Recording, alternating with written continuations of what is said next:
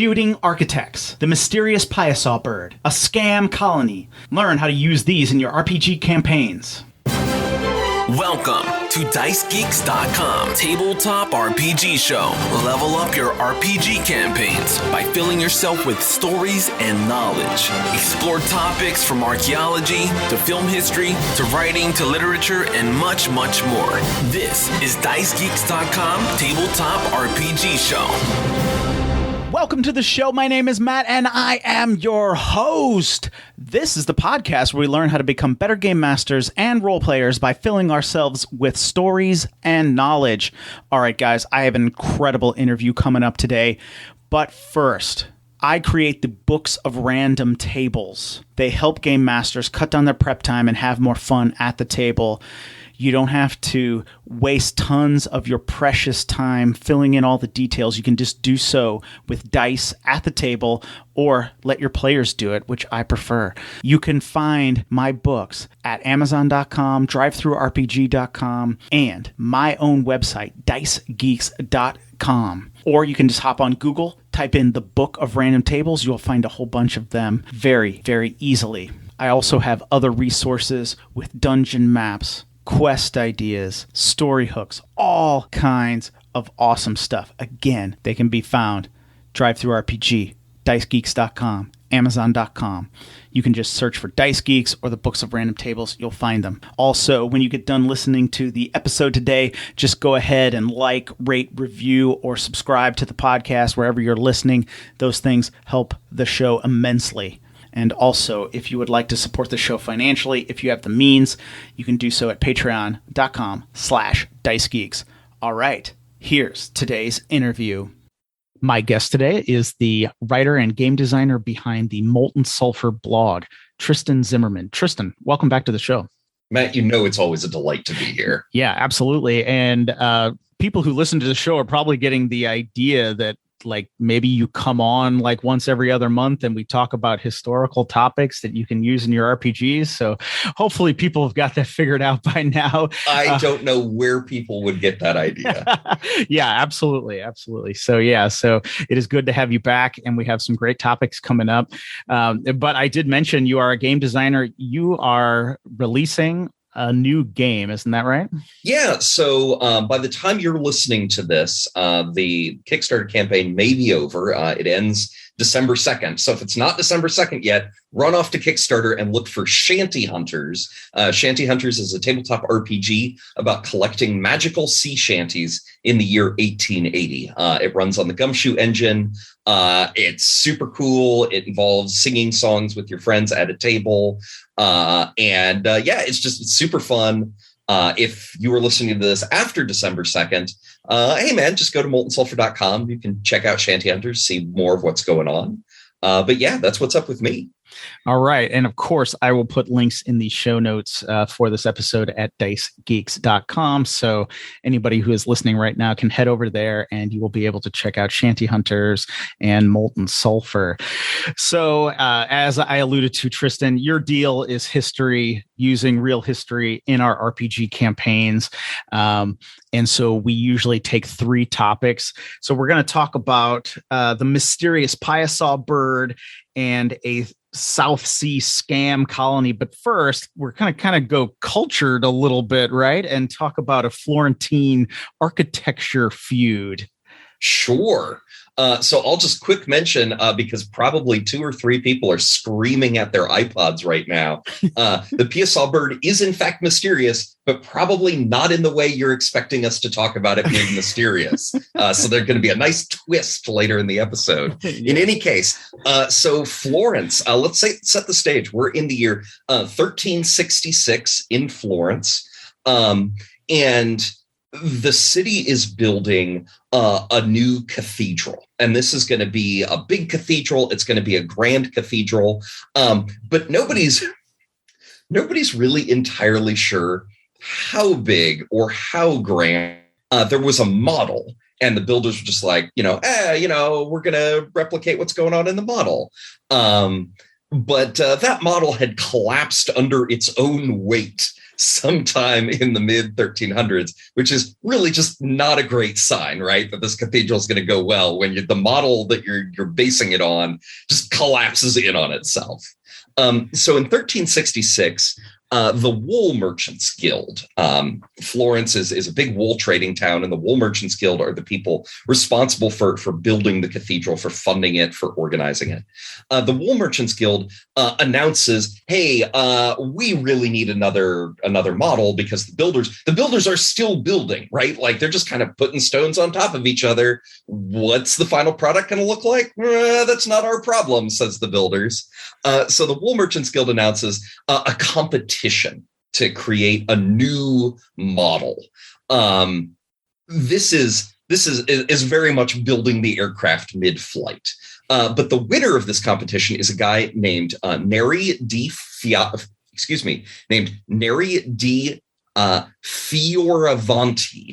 And the defining feature of the model that he produces is this dome. And this dome is nuts. When scaled up to full size, the dome in Neri's model is wider and taller than the largest dome in the world. And its base, the place where the dome starts, is higher up than the tallest Gothic cathedrals. This is nuts, right? Like this is something totally unprecedented. It has no buttresses. It has none of the standard features that people have been using through the European Middle Ages to build big and tall structures. No buttresses, funnily enough, because buttresses are really popular in German, French, and Milanese architecture, and the Florentines hate all three of those. So we're not going to use any buttresses because those are enemy architectural elements. But no one has any idea how to build this, right? The Wool Merchants Guild has accepted Neri's model. And when they're like, "Hey, so how's this going to be built? Nothing like this has ever been built before." Neri's just like, God will work it out. God will make it all happen. Because this is an era before mathematics are being used in architecture or in engineering, at least the way we would understand the concept today. You can't just plug all the stresses and all the forces into a diagram, run the math and say, "Oh, this is how it's going to work," right? Like this is just an enormous dome. And Neri's just like, it'll probably work. God will make it work out. And there's all these questions, like not only is the dome going to be structurally self-supporting, which is a giant question mark. It's also how can it physically be built, right? No cranes have ever been constructed capable of hoisting stone blocks as high as the stone blocks will need to go, right? So cranes will need to be invented. How on earth are you going to keep this enormous dome from falling in on itself when you haven't finished the middle because there's just a giant hole in the middle so it can't all lean in on itself? All these are unanswered questions. And everybody just sort of agrees that God will make it all work out. All of the cathedral organizers from then on every year swear on a Bible that they will bring Neri's design to fruition. So now it is a matter of like religious faith that, hey, this dome is going to work out. So fast forward from 1366 to 1418, and the Wool Merchants Guild announces another competition. Construction has continued. The dome is pretty much ready to be started, and it's time for a competition to say, okay, we have money for whoever can show how on earth to make this dome. There are a lot of people who compete, but we're going to really look at two lead designers on this, Lorenzo Ghiberti and Filippo Brunelleschi. This is not the first time Brunelleschi and Ghiberti have competed for something. 15 years earlier, bronze baptistry doors for a baptistry at a local monastery, I believe. So everybody who was competing for that commissioned these like bronze panels. And the door was going to be made up of a whole bunch of these bronze panels, but everybody had to make a bronze panel showing the sacrifice of Isaac by Abraham. And whoever made the best panel would get to do all the panels and get paid handsomely for the privilege. And really, it was Ghiberti and Brunelleschi going head to head.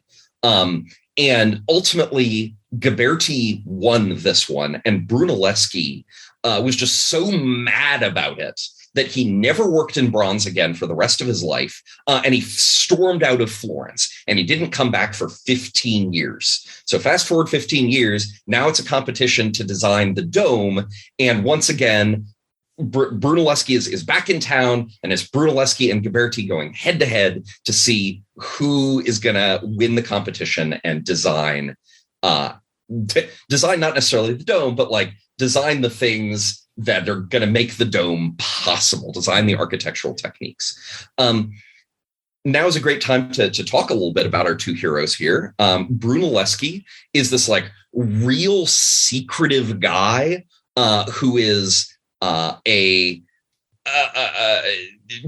he's obsessed with mechanisms, right? Like clocks and cranes and boats, but he's also an engineer and he's an artist. He's a Renaissance man, right? Mm-hmm.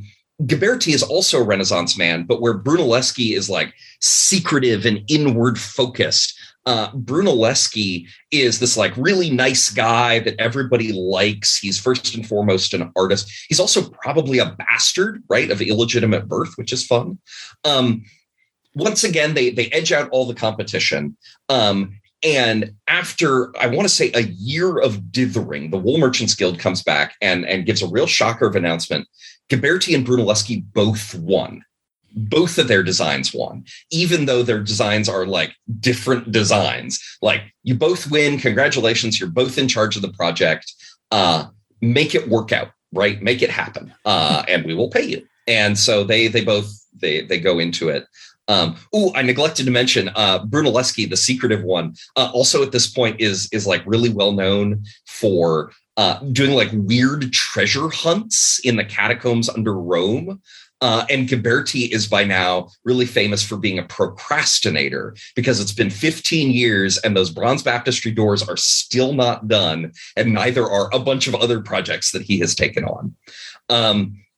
So now these two dudes, they have to work together to design the dome and to make the dome happen. And Brunelleschi, during the secretive mechanics obsessed one, Brunelleschi let it slip, right? He intimated during the decision process that he had plans to build all the machines that would be necessary to make this happen, but he's not going to release the plans. You're just going to have to trust him, because this is an era before patent protections. In fact, later in life, Brunelleschi would be granted the first thing in Western Europe that we can recognize as a patent. And because there's no patents, if he just announced like, hey, this is how the machines are going to work, then the Wool Merchants Guild could just say, cool, that's great. We're not going with your plan. We're going to use your machines, though. You're not going to get paid a penny for it. And as these two are working together, Brunelleschi winds up taking the lead. And Ghiberti just kind of sits on the sidelines and sulks and snipes and backbites. And that's only fair, because that's exactly what Brunelleschi did after he lost the competition for the baptistry doors. So now the shoe's on the other foot. And Brunelleschi's rolling out kind of innovation after innovation, and the dome is getting higher and higher. My personal favorite of the innovations he rolls out during this period is he invents the clutch, right? The device that we still use in our automobiles today to engage and disengage from a powertrain. Like, Brunelleschi just invents it. And it is necessary for building the enormous crane that's necessary to lift these gargantuan blocks of stone so high in the sky. And, you know, Brunelleschi is winning in a certain sense. And Ghiberti's over here backbiting and grousing about how he could do it so much better, but nobody's listening to him. This is all going on for decades, by the way. It's really slow to build a cathedral. And at a certain point, Brunelleschi decides to pull a stunt, right? Like, he's gonna seize control of the whole project. He's gonna sideline Ghiberti permanently. So right as it's time to implement yet another totally unprecedented innovation. A chain that will run around, like the dome is actually two domes, one inside another, and the chain goes around the inner dome to keep it from like bowing outwards, kind of like the metal hoops on a barrel. Both of their designs have these chains, but the designs are small. They're built in miniature, which means that the details of how the chain is actually going to be implemented are not present. And Brunelleschi, right when it comes time to implement this chain, Brunelleschi takes to bed. And he says, "Oh, I'm so sick. I couldn't possibly get out of bed. Ghiberti, you're going to have to handle this portion," which is brilliant because this means Ghiberti now has to put his money where his mouth is. He can't just sit on the side and be like, I had this idea that was so much better than Brunelleschi's idea, but I guess nobody's ever going to get to see it because we implemented Brunelleschi's innovation instead of mine. Ghiberti's now the point man because Brunelleschi's sick in bed, or pretending to be sick in bed, probably. So Ghiberti has to go up and he starts building the chain. And he's building it with these like giant slabs of wood that are connected together just so. And after 3 of these slabs are up, in other words, after it is unambiguous what Ghiberti's methodology is, Brunelleschi suddenly leaps out of bed. Oh, he's cured. He's fine. Oh, what a coincidence. And he rushes up to the top of the dome and he points at Ghiberti's chain design. He's like, "Ha! This design is terrible. This will never work. Get out of here, Ghiberti. I'm going to implement my own chain design. It's going to be so much better." And what's critical to recognize about this is, man, who knows which of them is right? Again, this is a totally unprecedented technique. This is an era before the use of math in engineering. Who is the Wool Merchants Guild going to believe? There's no way to check any of this. So really, it's just they believe who they want to believe. And in this case, they believe Brunelleschi because Brunelleschi is the better showman. And Brunelleschi, for saving the project from Ghiberti's chain, which he claims wouldn't work, and maybe it would work, maybe it wouldn't, who knows. Brunelleschi gets a big pay raise, and pretty shortly thereafter, Ghiberti gets a salary cut and he is kicked off the project. And this is like Brunelleschi's political high point on this crazy dome construction feud, but it will not last because shortly thereafter, some politics happens in Florence. Florence is ostensibly a republic, but in reality, less so. It's kind of run behind the scenes by a guy named Cosimo de' Medici, who's kind of the unofficial king of Florence. But in 1433, a political faction manages to get together enough influence to exile Cosimo de' Medici, right? They just kick him out of town. They say, "You are not allowed to be in the city anymore. Get out. We now run things." And Cosimo de' Medici was Brunelleschi's patron. My impression of Brunelleschi is that the man wasn't much of a politician. I suspect that he probably didn't even realize that he was making enemies as he was doing all this feud stuff. But all of a sudden, he is without a patron. He's without top cover. And it is time for Ghiberti to come back. Now, Ghiberti is a member of the Masons Guild. He is a long-standing member of the Masons Guild, which he joined so that his workshop could produce marble tombstones, which are very expensive, and he could sell so he could make money. Because Ghiberti did not come from much money, and his life story is kind of a life story of rising financial fortunes. He is a man who knew the value of $1 and was always chasing after it. So Ghiberti was a member of the Masons Guild, so he could make these valuable tombstones. Brunelleschi was not. And all of a sudden, the Masons Guild comes out and says, "Hey, Mr. Brunelleschi, Mr. Ghiberti over there, he's a dues-paying member of the Masons Guild. You're not. You are practicing masonry without being a mason, and that is illegal. That is a crime in the city of Florence." Worth noting, this cathedral has been going on for a long time. No other previous head of the cathedral project has been a dues-paying mason. And in fact, the dues are so small that a lot of like actual real working masons in the city are not paying their dues because the dues are so small as to be irrelevant. But technically, Brunelleschi is guilty of a crime, and somebody has pulled the strings behind the scene in Florence to get him arrested. And he is arrested. He's dragged off the project. He's taken to jail. And Ghiberti is now in charge of the project once again. And then things reverse. Brunelleschi's in prison for 2 weeks, and then he is released. And the very next day, a new government is elected that is in favor of Cosimo de' Medici. Cosimo de' Medici returns from his exile. He's only been exiled for a year. And all of a sudden, his patron is back, and Brunelleschi is reinstated on the project, much, I'm sure, to Ghiberti's frustration. But there's other disasters. One is that there's another guy who's on the project that is not very important, a guy named Gherardi. Gherardi is very much in the camp of Ghiberti, and Gherardi makes a play to discredit Brunelleschi, and he writes the Wool Merchants Guild a letter saying, like, hey guys, you know how we swear every year that we're going to make Neri's design real?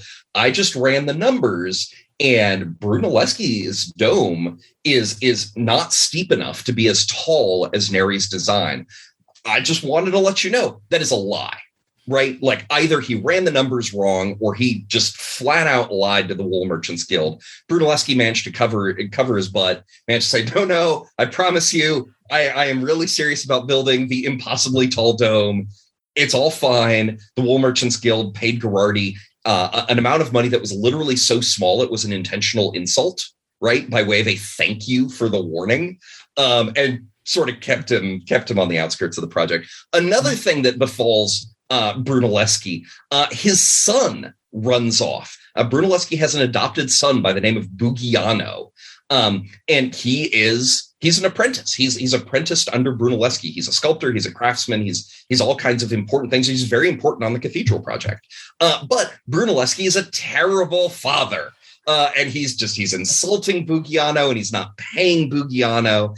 And he's just treating him like a dick. So Bugiano, who is now 22 years old, just pockets a bunch of jewels and money from Brunelleschi's house and runs off to Naples. What's a problem with that? Well, A, it's theft, so that's a problem. But the other problem is that in Florence, the age of majority is actually 24 years old. So the 22-year-old Bugiano is still legally a child and legally a ward of his father, Brunelleschi. So Brunelleschi is like, aha, I have an ace in the hole here. Brunelleschi petitions the Pope. The Pope has a dog in this fight because Brunelleschi is working on a cathedral. And the Pope then turns to the Queen of Naples, and the Queen of Naples kicks Bugiano out of Naples and makes him go back to Florence, where he can work on the cathedral again. Fast forward to 1436, the cathedral is finally consecrated 140 years after work began. It is 70 years after Neri's design was implemented. It is 18 years after the competition to design the dome. This has been a long time coming. The cathedral is not even done, right? The dome is complete, but there's a cupola, a so-called lantern that sits on top of the dome that is not yet complete. But Brunelleschi and Ghiberti's involvement in the dome is complete. Their feud, I mean, it keeps going, but less relevantly, Ghiberti is issued his final paycheck and is kicked off the project.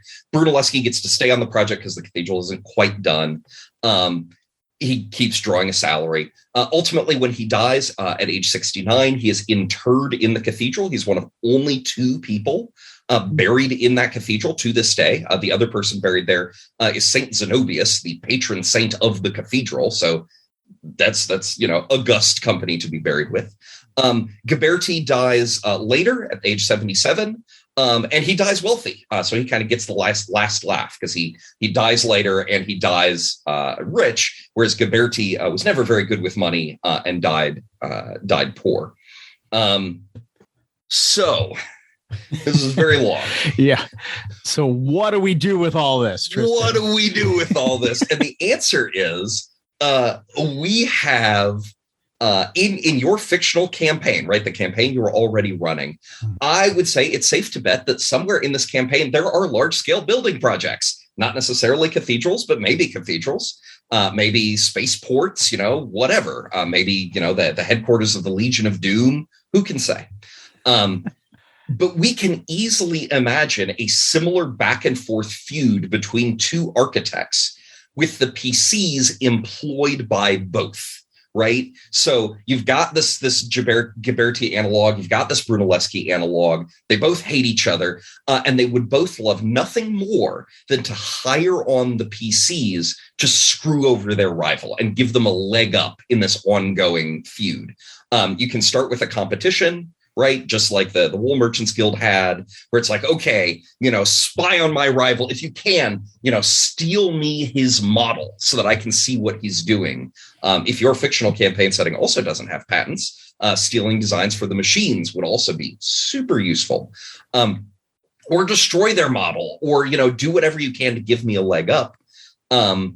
And I love the idea of this continuing as the project continues, with the PCs kind of ping-ponging between these two rivals where, hey, for this one, my Brunelleschi analog is willing to pay more, so the PCs go to him. But on the next one, the Ghiberti analog, who's, got screwed over, now he's willing to shell out the extra cash. So, okay, he's paying more. We'll help him out. And, at a certain point, maybe it's not about money. Maybe it's about like, oh, well, this Ghiberti guy is actually a pretty cool dude. We should help him out. This Brunelleschi guy is by all accounts not a nice person. Maybe we should not be helping him. And of course, at a certain point, I'm sure the PCs will cross some sort of line where they will wrong one of the two architects to a degree where that architect is no longer willing to employ them. But while the architects are doing their nonsense back and forth, the PCs are helping or hindering. So like if your Brunelleschi analog is pretending to be sick, maybe Ghiberti hires the PCs to either expose the illness as fraudulent or to make Brunelleschi actually sick so that he cannot miraculously spring out of bed and be like, oh, these chains don't work. And then Ghiberti can, get back in the thick of it. There's the question of where Brunelleschi or your Brunelleschi analog is coming up with all these wonderful ideas. So maybe your PCs can dig into the background and find like, some of these ideas come from, the bad people, whether the bad people are cultists or Germans or whatever, like demons, Milanese, who can say, whoever the bad people are, is like, this dude is using bad techniques, get rid of him. Let our good techniques guy get in. When your version of Bugiano runs off, maybe he takes with him the design and you need to get the design back, or maybe he ran off with the other guy's design and you need to destroy the other guy's design to cover up that this is all a scheme. You've got the business with the untrue letter about the height of the dome. I guess I should also mention here that the dome totally worked, right? Like that's kind of the big surprise that I guess I buried. Brunelleschi's dome is still standing, even though, there are earthquakes in Milan. And yeah, Neri's idea was ridiculous, but Brunelleschi successfully implemented it. And that is in no way a guarantee. Like during his lifetime, Brunelleschi implemented other wild ideas, many of which failed catastrophically. He lost a huge amount of money making an amphibious boat that sank. He almost triggered a military catastrophe when he was supposed to build a dam that would flood out a city-state that Florence was at war with. But the dam collapsed instead of flooding out the city-state, right? So the fact that the dome worked and is still to this day like an architectural and artistic marvel is in many ways a surprise. I feel like that's important to mention. But yeah, I love this idea of playing both sides against the middle. I would recommend doing it relatively quickly. Maybe half an hour per scheme, because otherwise, if you're doing this kind of back and forth ping pong and you're spending a session on each side of the ping pong.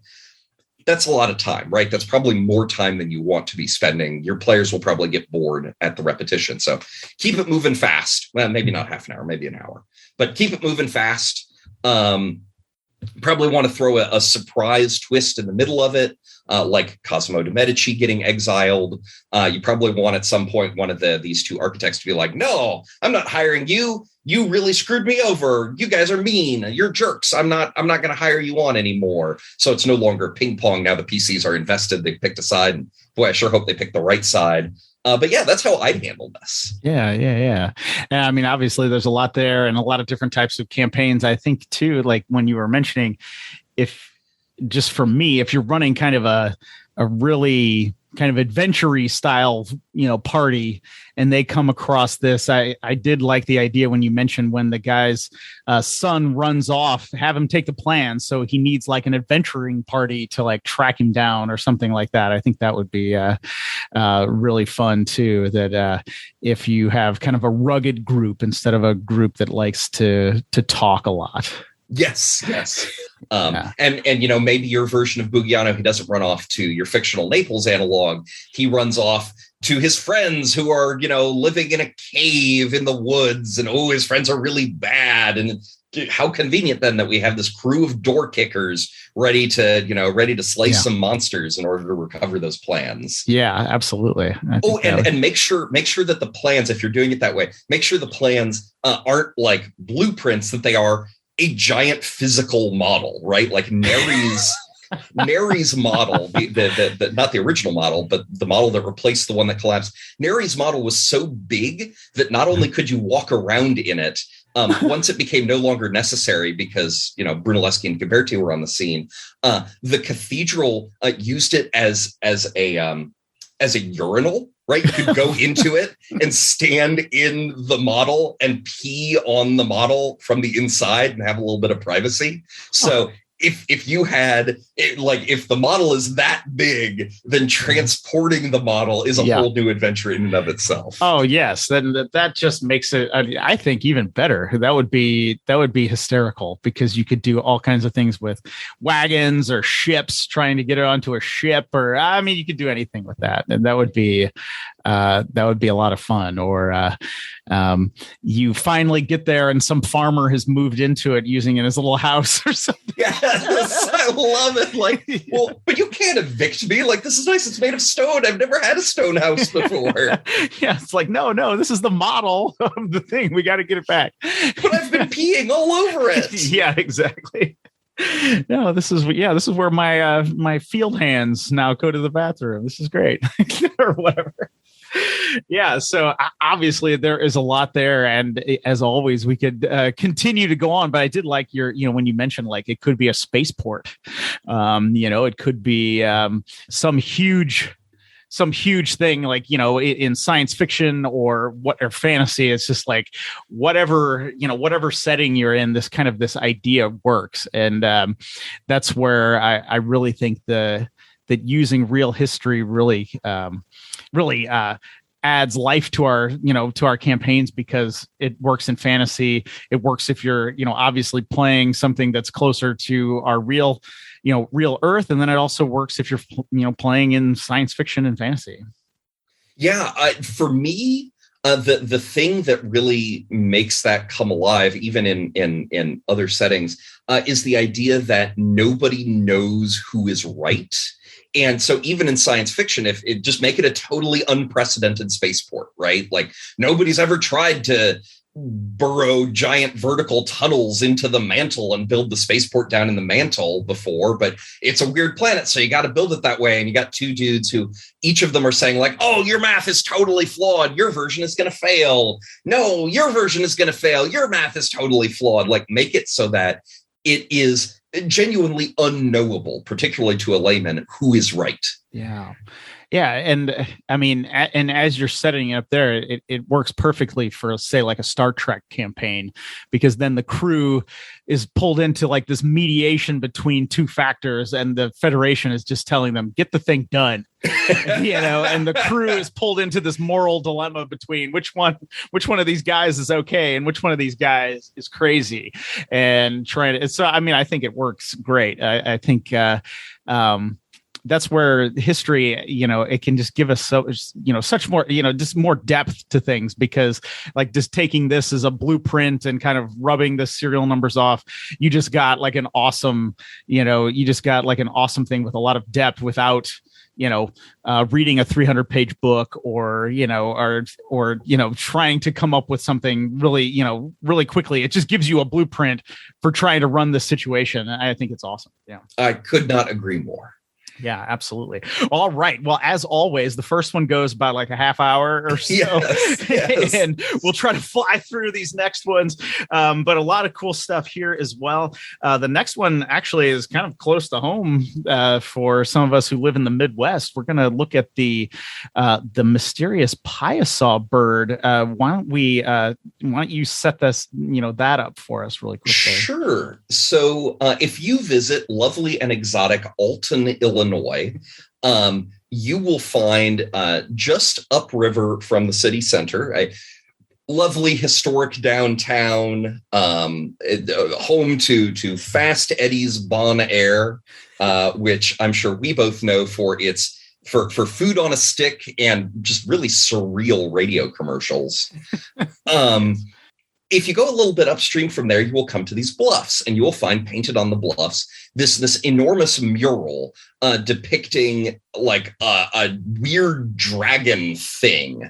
And it is the city of Alton really wants you to believe that this dragon thing is a real historical thing. That the mural is a real historical thing. That yes, we keep it maintained, but like, this is a reproduction of the original. This was originally painted by the Illinois Confederacy, their Illinois Confederation, the native nation that was here before the French really started moving in.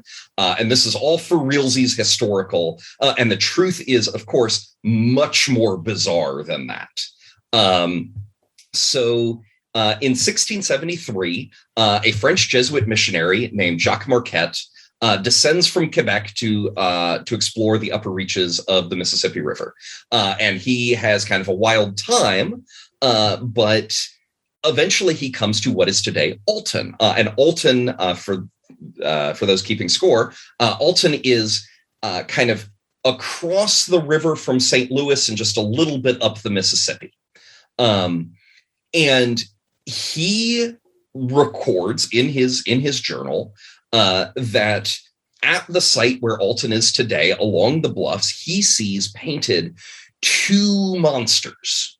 And the monsters, they have horns like deer, they have red eyes, beard like tigers. I didn't know tigers had beards, but whatever, beards, a face like a man, a body covered in scales, and a tail so long that it goes all the way around the body and then ends in like a fish's tail. Note, nowhere in here did I mention wings. That will be important later. Also, the dominant colors are green and red and black. That will also be relevant later. And anyway, Marquette is just convinced that the Illini could not have painted this. Obviously, this is much too nice, much too well painted for these people to have painted it. And besides, it's really high up the bluffs anyway, so it'd be hard to get to. And just like, I don't know who painted it, but it clearly wasn't the locals, he says. Now, fast forward from 1673 to 1687, which is the first challenge to Marquette's claim. And interestingly, the challenge does not come from the fact that he is clearly being a dick, but rather from two different French missionary expeditions, which both in the same year, they both visit the same bluffs in order to view these terrible monsters that Marquette recounted. The first one says, "Hey, man, I didn't see any monsters. All I saw was a painting of a horse and some wild animals. Also, they weren't super high up the cliff. They were real easy to touch. Not sure what Marquette was going on about." The second expedition reported seeing instead 2 human figures, 8 to 10 feet high, painted in red. So neither of them report seeing what Marquette saw or what Marquette reported, and neither do their accounts agree with one another, though they are at least easier to rectify with one another than with Marquette's. In 1698, a missionary priest visits the site and writes down, "Hey, I do see like there are some images up on this bluff, but they're so weathered, I can't really make them out." And then through the entire 1700s, we have no documentary evidence that the murals exist. Presumably they have weathered away. Like even the mural that exists today is constantly having to be retouched, and we're using modern paints and pigments as opposed to the presumably less effective and less durable pigments that the Alini were using. It is worth noting that we have a lot of documents supporting the claim that during this period, bluffs up and down the Mississippi were painted with murals, right? That the locals were just out there painting murals. And it comes across kind of like sailing down the Mississippi was like sailing through an art gallery. It really sounds fantastic. Super cool. Fast forward to 1824, we have a writer confirming, "Hey, I visited the site where Marquette claimed he saw the things. I didn't see anything." And then go forward 12 more years, 1836, a guy named John Russell, he's a professor at the local seminary, publishes a document called The Legend of the Piasa. I've heard locals pronounce it both Piasa and Piasa. I'm not sure which is accepted. But The Legend of the Piasa, Russell claims it is a real Alini legend. It is a real thing. According to him, Piasa, the name of the creek by the bluffs, means the bird that devours men. Bird, interesting choice, since nobody has mentioned wings so far. And Russell's story is, you got this terrible monster. You've got this noble chief. Oh, they fight. And it's all written in this like really embarrassing, like faux Indian writing style. Many moons before the arrival of the pale faces, that sort of thing. And Russell's legend claims that the painting of the monster, now called the Piasa or the Piasa bird, is still up on the cliffs. He later admits that he had made it all up. He didn't expect anyone to take the story seriously, but people do take it seriously. They take it real seriously. Everybody gets real excited about Piasa legends. More Piasa legends keep springing up. None of them any more connected to real Alini stories than Russell's. But now you have just a whole bunch of competing Piasa stories. And what's wild is during this period, everybody agrees that there is a painting on the bluffs. The Alton newspaper itself carries like a letter to the editor disagreeing with Russell's legend, but agreeing that there definitely really is a painting on the bluffs. Even though only 12 years ago, we have documentation of somebody saying no painting on the bluffs, and we have 100 years of no mention of any painting on the bluffs. And the last one before that is, well, there is a painting up there, but it's super weathered. It's going to be gone real soon. So what the heck is going on? And I'll also mention, as late as the 1870s, you have people living in Alton who are reporting that when they were kids, they saw the Piasa mural. So we have documentation from this era suggesting that there is something on a painting, a mural on the cliffs of a monster, presumably winged, where previously we had no documentation for a monster and definitely no wings anyway. In 1924, the bluffs are 1924 mural is based on illustrations that purport to show the mural that was on the bluffs around the time that Russell was writing, but do they accurately depict that mural? Like, what did that mural look at like, even if it existed? Like, man, massive shrug from me. But one thing we can say is that the mural that's up today does not resemble that closely the thing that Marquette, the original documenter, claimed he saw. And like, it's a giant shrug. Like, I have no idea what's going on. Nobody seems to have any idea what's going on. A non-zero amount of scholarly ink has been spilled on this subject. And as near as I can tell, like, everybody's just shrugging. The only thing that everybody can agree on is that Russell's story is completely made up. And that the city fathers of Alton really want you to believe that Russell's story is true. It's really important to them. And in fact, if you visit the site today, what you will find is the mural up on the cliffs overlooking a small parking lot where you can park. And there on a polished granite slab is Russell's story, right? Like, word for word, exactly Russell's story, with no documentation saying, hey, by the way, this is definitely not true. So, like, what's going on here? If I had to hazard a guess, I would say that there were paintings on the Alton Bluffs, because we know there were paintings in a lot of other places, and they were just regularly repainted. They were either touched up, they were changed, whatever. And so different, and I keep drawing on European explorers because they wrote down what they saw, and we still have access to those records, that the people saw more or less what they claimed they saw, maybe, and just the paintings changed. No big deal.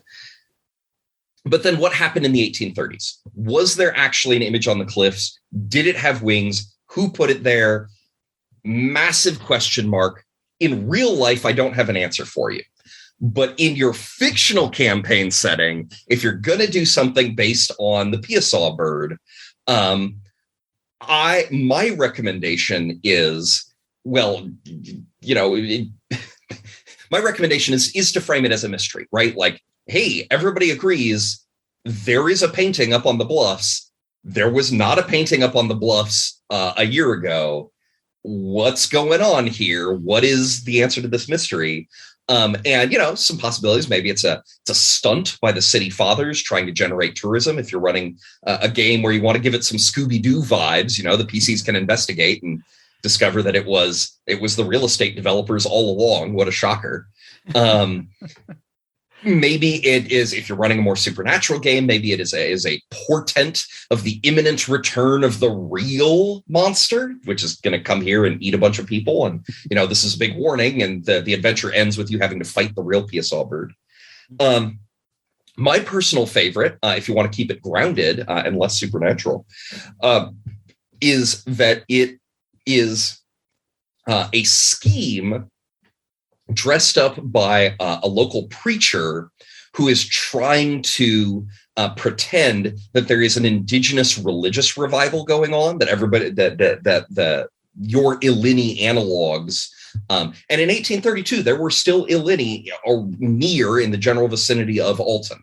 In 1832, they were briefly granted a reservation in southern Illinois. They are today what remains of the Illinois Confederation has a small reservation in Oklahoma. But that it's all a scam, that the preacher is using it as a scam to get everybody riled up about, like, oh, you know, the natives are you know, getting uppity, and we're real mad about that. And as long as the parishioners are mad about this made up thing, and they're channeling their anger and their prejudice in that direction, nobody's going to be paying too close attention to the preacher, who is casually funneling all of the donation plate money into a sack. And in a few weeks, once the sack is full, he's just going to get out of town and he's going to go someplace else. And this is all a scheme to distract his parishioners. That's my personal favorite. That's how I would do it. But, you know, anything is possible.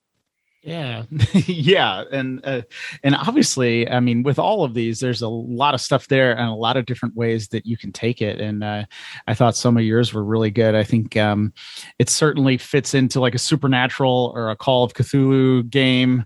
That there are all these stories and people are investigating, and maybe the image changes a few times, or something, and then yes, like you said, like it comes off the wall or something, and you have to fight it later on or something, and then if you're playing a more historical game, your last idea there is pretty good as well.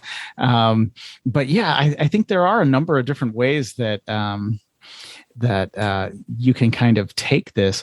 I think too, just on the very surface level, I think it is a good reminder that, say, if we're just playing, if we're just playing D&D, we're playing 5e, and the characters happen to be, having to travel down a river. I think it's always a good idea to, if you want to add an extra layer into your world, put cliff drawings on the wall, right? Awesome. Yeah. And like, let people know that like, hey, this world is big, right? And like, if you wanted to, you could look into some of these and see what's going on behind them, or use it in a way like kind of like you were saying before, it's just like, if you're in your fantasy setting, it's just like, our grandparents talked about there being something there, but we haven't seen anything in a long time. And then last year it was back, and like, what is going on with that? And you can kind of always play it. So I definitely like the idea of a mystery, whether you're playing, supernatural sleuths or just, fantasy type, characters. I really like that. One thing I will mention, if you want to use the Piasa as a monster, right? Like, yep, at the end of this adventure, we're going to stab a Piasa or we're going to shoot a Piasa. So the idea of tulpas got a lot of press in David Lynch's new season of Twin Peaks. I've seen the first two seasons, which aired decades ago. I haven't seen the new season yet. It's not on Netflix. I don't know what to tell you. But I really loved the weird inexplicability of older Twin Peaks. And the new season digs into this idea of tulpas. Now, tulpas are an idea that originally come out of Tibetan Buddhist beliefs, and what you hear talked about as tulpa stuff today bears almost no resemblance to the Buddhist beliefs, which is pretty standard for how Tibetan Buddhist stuff gets repackaged in the West, because it is just most folks do not find it particularly compatible with the way we interact with the concept of truth in the West. So no surprise that the tulpa concept underwent considerable changing as it migrated. But in this like David Lynch version of tulpas, which is also a popular New Age version of tulpas, tulpas are things that basically people believe it's true, so it becomes true. And the Piasa bird is definitely not true, right? There definitely was not a winged dragon up on the cliff when Marquette came by, but everybody believes that there was. So Piasa bird becomes real, and there really is a winged dragon with a fishtail now in and around your version of Alton, because everybody believes there is. And if you want to fight something like that, if you want to give your monster some tulpa powers, awesome. Make sure you kill it where a lot of people can see it. Because if you don't, well, the thing exists because people believe it exists. If you kill it, but everybody still believes it's out there, nobody knows that you killed it, well, it's just going to exist again next week because nothing has changed. The same circumstances that brought it about once will surely bring it about again. So I think that's a neat twist is first you can give it some tulpa powers, like you really have to believe that you're stabbing it. Otherwise the stab doesn't count.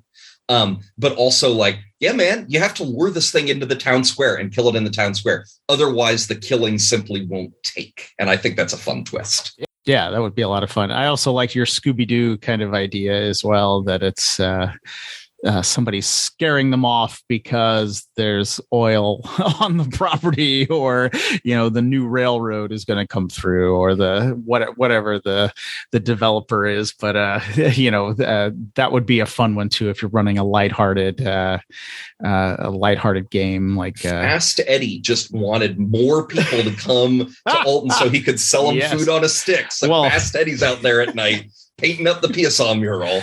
Well, that's you're almost probably stumbling into truth right there. Is like, why does Alton want you to come to Alton? They want you to come to Alton to visit the local restaurants, right? So they're going to put a tourist attraction out front and say, well, hey, come see the tourist attraction and eat lunch at our fine little independent restaurants that are downtown, and buy something in a little antique shop that's run by our fine citizens here. That's exactly what's going on. So, but you could put a nefarious twist on it for your game. Yes, you could.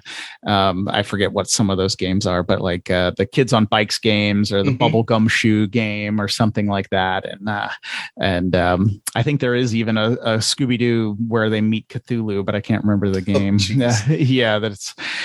But it's all real. It wasn't the real estate developer wearing a mask. It was actually Northeltep or whoever. Oh dear. All right. Well, since we talked about this one, and as always, we go a little bit long, so we have our third one. A situation where I just kind of cryptically, mentioned South Sea Scam Colony. So imagine this: somebody is now going to trick people and sell them stuff that they don't have, right? So we'll skip over a bunch of the backstory, though it pains me to do it. I do recognize our listeners. We must respect their time. I'm going to skip over a bunch of the backstory and fast forward to the year, let's see here, 1877. And you've got this French nobleman, the Marquis de Ray, who is all out of money. And he needs money, and he needs money fast. And he's tried a bunch of things, and they've all failed. And in his childhood, he was a big believer in like utopian ideals. This is a time period where utopias are a thing that philosophers are dreaming up. And so he believes in utopias, but also he needs a lot of money. And so he decides that he is going to create a colony. And his colony is going to be perfect, and it's going to be beautiful, and it's going to be a utopia, and it's going to make him a lot of money. And he decides that he is going to set his colony in a place that he is calling New France, which is stretches from New Guinea to the Solomon Islands in the South Pacific. And its headquarters are at a place called Port Breton, which is on the island, the very real island of New Ireland, northeast of New Guinea. The problem is that Port Breton does not exist. There is no such place as Port Breton. There is New Ireland, there is New Guinea, but there is no New France. And the Marquis de Ray is not announcing that he will found such a colony. He is announcing that he already has, that in fact, there is a prosperous settlement at New Breton, that Catholic missionaries, he's very pro-Catholic, he's a good French aristocrat, that the Catholic missionaries are already pushing into the hinterlands to minister to the natives, and that there is lots of land and everything is wonderful. And if you pay him, the Marquis de Ray, a bunch of money, he will put you on a ship and sail you off to Port Breton, where there waiting for you is a bunch of cleared land, very fertile. Somebody's already come ahead and cleared out the forest for you. A fine house that's been already built and is waiting for you. If you can't afford a bunch of money, 1,800 francs, which was $300 at the time, so a lot of money. If you can't afford the money, that's fine. You can work in Port Breton for 5 years for the good of the colony, and that will pay off the debt you have incurred.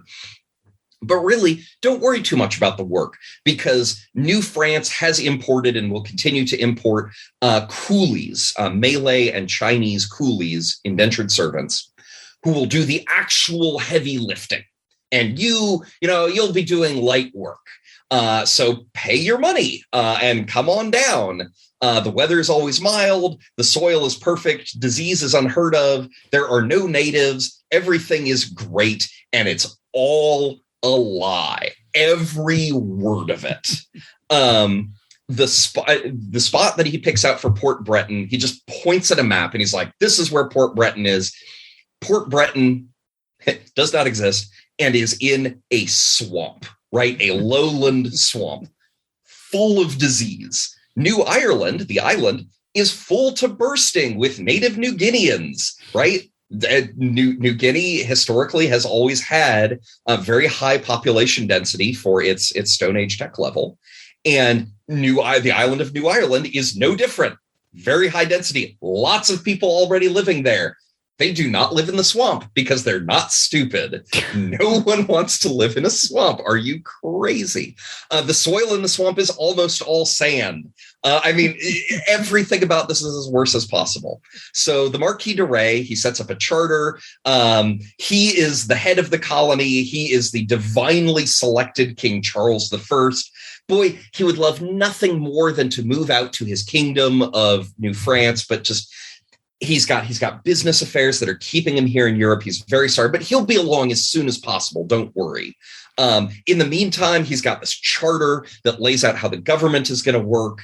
How the government is already working, excuse me, saying, hey, what you got is you've got an underclass of Malay and Chinese laborers. And then over them, you've got white settlers. And over them, you've got French nobles who are not out there yet. There are no French aristocrats out there yet, but they'll be along real shortly. And then over the French aristocrats, you've got a bunch of monks, Catholic monks. And then over the monks, you have King Charles I, the Marquis de Ray. And this is what he imagines a utopia looks like. Yeah, okay, man. So a bunch of people are like, look, this sounds great. I don't know if you've noticed, but my life is terrible here as a poor farmer in Europe. I will gladly sell my farm, scrape together any money that I can, pay you the 1,800 francs, and we're all going to go on this ship. The French government correctly identifies that this is a scam. And the French government will not let the ship leave. The ship is called the Chandler Nagore. These people who want to sail for New France, they have to kind of bounce around between different ports before they're finally able to get on the ship and leave from the Netherlands, I believe, because the French government would not let the ship leave because it is a scam. They arrive in January 1880, and wouldn't you know it, there is no cleared land. There is no pre-built houses. There are no coolies to do the work for you. There is just a swamp. Mercifully, no immediate conflict with the locals because the locals don't want to live in the damn swamp. In a few months, 50 of the 80 immigrants die of disease and starvation. They sail to the other side of New Ireland, where they resettle at a pre-existing Methodist mission. The next ship leaves Europe carrying 50 immigrants. The ship's master is a real jerk. He's handing out cruel punishments for trivial offenses. And over the course of the journey, most of the immigrants jump ship in different ports along the way because this master, Captain Rabberty, he is supposed to be the guy in charge of the colony until King Charles I can arrive. And they're just like, no, man, I've seen this guy. I don't want to work for this guy. Are absolutely not. So they get off the ship. And the few guys who finally arrive to find absolutely no evidence of European habitation except for 50 graves from the first ship. The third ship, meanwhile, is leaving. The third ship is herself a scam. Like the ship itself is a scam because it is now named the India. It was previously the Ferret. And it had supposedly been lost at sea. There was a sizable insurance payout.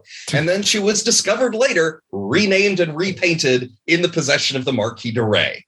So The India leaves for Port Breton carrying about 350 settlers, mostly Italians, recruited from villages north of Venice.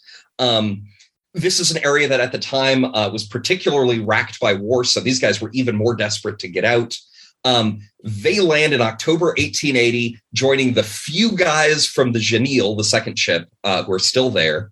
This is the part of the scam that's the best documented, so we know the most about it.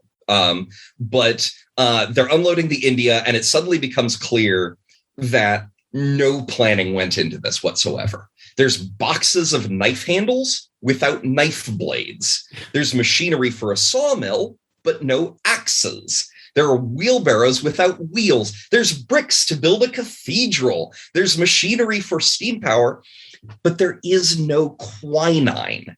Quinine is an anti-malarial drug. It is really the only drug that was available to treat malaria at the time. It is in 1880, it is very well understood. Like everybody knows, if you go to the tropics, you have to bring a lot of quinine because malaria will kill you. But there's no quinine, right? Like this is insane to me. The bricks for the cathedral, to me, that says, oh, this is a well-intentioned idiot, the Marquis de Ray. The lack of quinine says to me, this guy's a murderer, right? Like he just sent these people out there to die in ways that he absolutely knew better. And things go about as badly as you'd expect. Some folks tried to get out of the swamps to push into the already densely populated woods. That, of course, precipitates violence with the locals. The locals start raiding Port Breton. The settlers stop trying to build houses in the swamp and instead just build a single block house that everybody lives in. Everybody lives in the blockhouse because it's defensible. The rains wash away all attempts at cultivation because, again, it's a sandy swamp. And there's disease, there's starvation, there's raids. And Captain Rabberty, still the on-site commander, goes mad. Like he actually goes insane, as if this doesn't get any worse. Meanwhile, the South Pacific is like well traveled with European ships at this point, and you've got ships stopping in at Port Breton. And like some of them are bringing mail from the Marquis de Ray saying things like, oh, you know, here's where you should build the cathedral. Make sure you don't build on this land because the French aristocrats are going to build on this land. And the guys living there are just like, we're just trying to not die, if that's all right with you. The French government, and like these ships are bringing stories back to Europe, and there are newspaper articles being published about what's going on in Port Breton. The French government are starting to be like, I think we're going to arrest the Marquis de Ray. Too late. He's already run off to Spain, so he can't be arrested by France. And in Spain, he's putting together a fourth ship. In 1881, 4 months after the India arrives, about 100 of the people from the India are dead. The 250 some odd survivors climb back on their ship to get the months. She's no longer seaworthy. So they're just like limping along to the French colony of New Caledonia.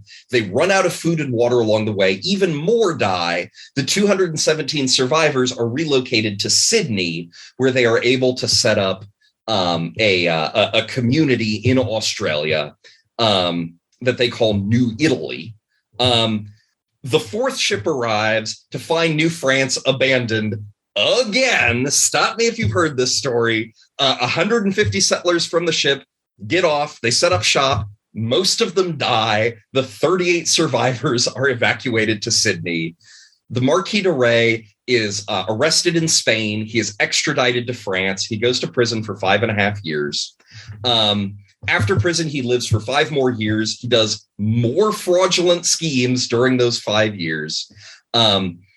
This whole territory of New France, in as much as it ever existed, which it didn't, is then divided between Britain and Germany.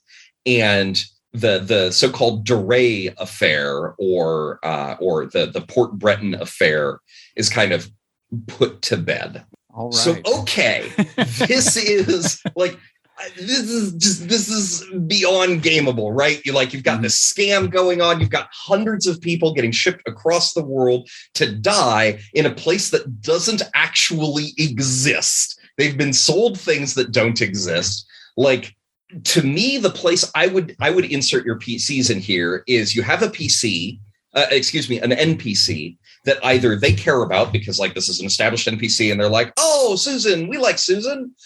Or it's an NPC they've been paid to care about, who has bought land in Port Breton and is heading off to the ship to set sail for Port Breton. And it is unclear whether this is a scam, though there are a lot of red flags. And like, what do you do about it?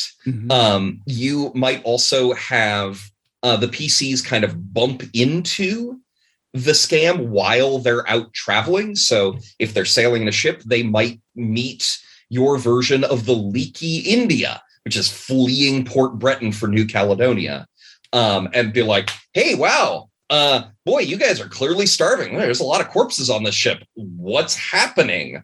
Or they might hear about somebody who deserted from the second voyage, and your settings version of the French police is like, hey, could you go investigate this Port Breton thing? Could you go there? They might arrive on one of these ships, much to the anger of the locals, who are just like, how many times do we have to go through this? How many times are you going to land a ship full of people here that we don't want here? And they're all going to die, and then they're going to leave. Like, we have heard this song before. What? And yeah, like there's a lot of ways that you can handle this. Yeah, absolutely. I mean, there's so many. When I saw this on your blog, it was just so many ways, because you can have the PCs, like you were saying, like they can investigate the crime. They can bump into the Frenchman guy, your analog of that guy, and try to break the scam that way. Or they could intercept one of the ships. They could be sent to the colony themselves and realize that it's a disaster. And then, I mean, you can do a lot with this. And of course it works. I mean, this one very easily works in any different type of setting, because obviously if you're doing science fiction, you just say, well, it's a planet, right? It's a nice planet. Yeah, beautiful planet. You all should go there. Absolutely. And then it's volcanic and, with sulfur volcanoes or whatever it is. And you're just like, not so nice. What was happening here? Why'd we fall for this? Or, maybe we should look into this, weird space baron guy who keeps sending these ships off, and we're hearing crazy stories about him. Maybe we should look into that guy. So yeah, I mean, I think there's so many different ways that you can go into this, and just really, I don't know. I mean, it's gameable from beginning to end. I mean, really, you can just use it almost anywhere. So yeah, I think that would be really good for people to kind of work in some stuff into their campaigns. I mean, it works from fantasy to science fiction to whatever. Yeah. I was turned on to this by my wife, who was like, you should really look into the Durays expedition. I was like, what? And she explained it to me in brief, and I dug into it, and it was even wilder than what she told me. And yeah, absolutely. Absolutely. A ton of fun. So I think, obviously, I think people would be able to get something out of that. And as always, we are a bit long again on this episode. So why don't you, Tristan, remind people just where they can find your writing and your Kickstarter really fast? So you can find my writing at moltensulfur.com. If you like these audio versions, well, there's even more of this, but in written form on the blog, the Molten Sulfur blog at moltensulfur.com. You can find me on Twitter at Molten Sulfur. On Facebook, I'm Molten Sulfur Press. The URL is Molten Sulfur. If I just say Molten Sulfur enough, you will remember the phrase. Yes, and I will make sure I put links to most of those in the show notes for this episode at dicegeeks.com. So as I mentioned at the beginning, to anybody listening, just find the episode show notes on dicegeeks.com, and you will have all of the links so you can read about more historical madness that Tristan uncovers for us to slot into our games. Well, Tristan, it is always a pleasure to have you on the show. Thank you again for coming on. Oh, always a delight. All right, there you have it, guys. As always, when Tristan comes onto the show, we gave you tons and tons of ideas that you can work into your existing RPG campaigns. And as I mentioned, I have provided links in the show notes so you can check out Tristan's blog, Molten Sulfur, as well as his new RPG, The Shanty Hunters. Please go to dicegeeks.com and check out those links. You will not be disappointed. All right. If you want some free stuff, head over to dicegeeks.com/free. You get 10 free dungeon maps. You'll never miss an episode of this show. And each and every Friday, you'll get an email update from me letting you know what is going on in the world of Dice Geeks. All right, guys. I thank you so much for listening to the show today. It is my privilege to come to you each and every Wednesday with an awesome new interview of some game designer, some filmmaker, some writer, some creator, so we can learn more and more about stories and use that knowledge to inform our role-playing game. So I thank you so much, and until next Wednesday, keep gaming!